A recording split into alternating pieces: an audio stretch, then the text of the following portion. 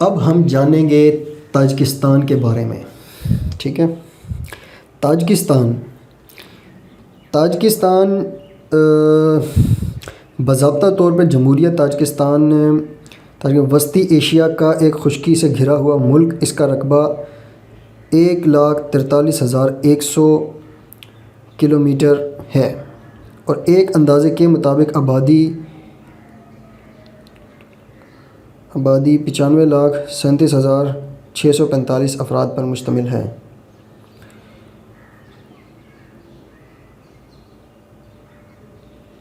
اچھا جی، اس کا دارالحکومت اور سب سے بڑا شہر دوشنبہ ہے۔ اس کی سرحد جنوب میں افغانستان، مغرب میں ازبکستان، شمال میں کرغزستان اور مشرق میں چین سے ملتی ہے۔ تاجک لوگوں کے روایتی آبائی علاقوں میں موجود تاجکستان کے ساتھ ساتھ افغانستان اور ازبکستان کے کچھ حصے بھی شامل ہیں۔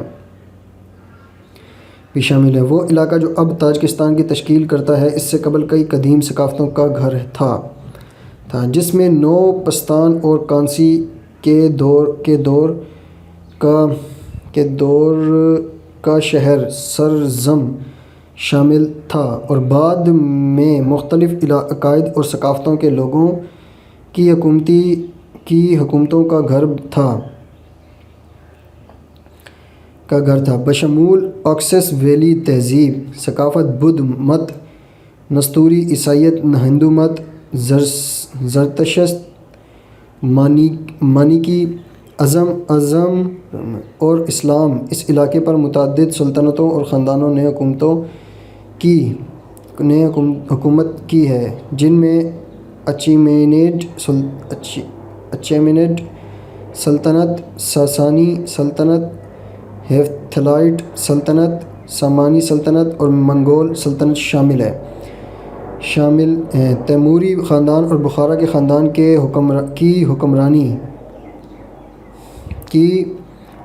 حکمرانی کے بعد تیموری نژاد ثانیہ پروان چڑھی۔ اس علاقے کو بعد میں روسی سلطنت نے اور اس کے بعد سوویت یونین نے فتح کر لیا۔ سوویت یونین کے اندر ملک کی جدید سرحد اس وقت کھینچی گئیں جب 1929 میں ایک مکمل سوویت جمہوریہ بننے سے پہلے یہ ایک خود مختار جمہوریہ کے طور پر ازبکستان کا حصہ تھا۔ 9 ستمبر 1991 کو سوویت یونین کے ٹوٹنے کے بعد تاجکستان ایک خود مختار ملک بن گیا۔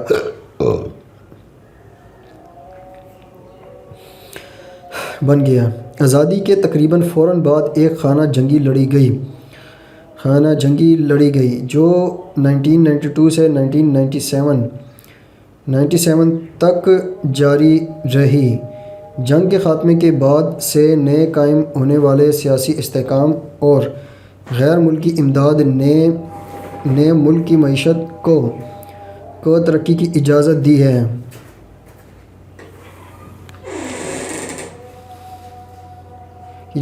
ملک کی قیادت 1994 سے صدر امام علی رحمان کر رہے ہیں، جو ایک آمرانہ حکومت پر حکمرانی کرتے ہیں کیونکہ یہاں وسیع پیمانے پر بدعنوانی اور انسانی حقوق کی وسیع پیمانے پر خلاف ورزیاں ہوتی ہیں، جن میں تشدد میں مانی قید، بگڑتا ہوا سیاسی جبر اور مذہبی آزادی اور دیگر شہری آزادیوں کا فقدان شامل ہیں۔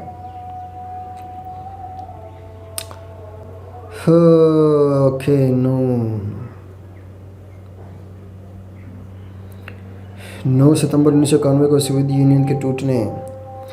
بہرحال یہ تاجکستان ایک ایسا ملک ہے جو پہلے اس نام سے نہیں تھا، لیکن یہ کہ بعد میں پھر یہ ملک ریاست ایک ٹوٹنے کے بعد سوویت یونین کی، اس کے بعد یہ ملک بنا، ٹھیک ہے۔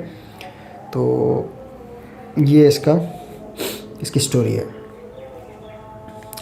تو لہذا تاجکستان کی جو تشکیل کرتا ہے وہ اس سے قبل کئی قدیم ثقافتوں کا گھر تھا، جس میں نو پستان اور کانسی کے دور کا شہر سرزم شامل تھا اور بعد میں مختلف عقائد و ثقافتوں کے لوگوں کی حکومتوں کا گھر تھا، بشمول آکسس ویلی تہذیب، اینڈرونوو ثقافت، بدھ مت، نستوری، عیسائیت، ہندو مت، زرتشت، مازیکی اور اسلام ہے۔